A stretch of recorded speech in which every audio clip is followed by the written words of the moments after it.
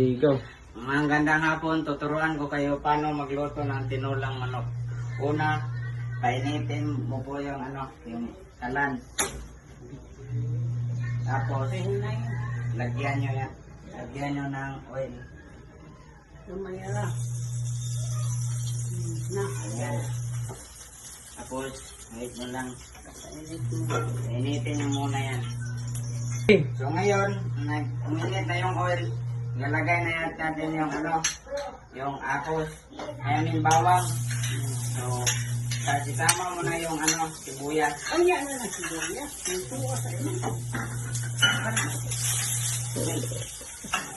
Be careful of the oil, because it's hot. Tapos, pahinaan mo yung apoy.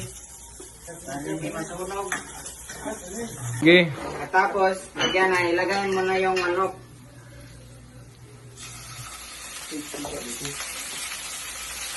Tapos, gigisahin lang po natin ito para hindi dumikit.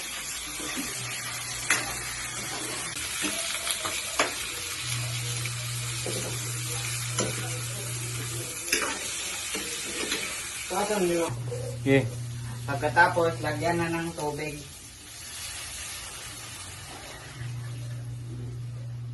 Pagkatapos yan, palakasan yung apoy. Tapos mix na lang. Tapos wait nito ano tawag nito? Basta, wait nyo hanggang magkulo, kumulo. Wait nyo, kumulo. Kapag kumukulo na, lagyan natin ng magic syrup.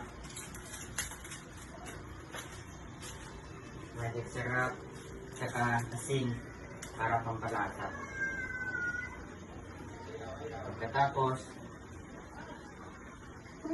Pagkatapos natin is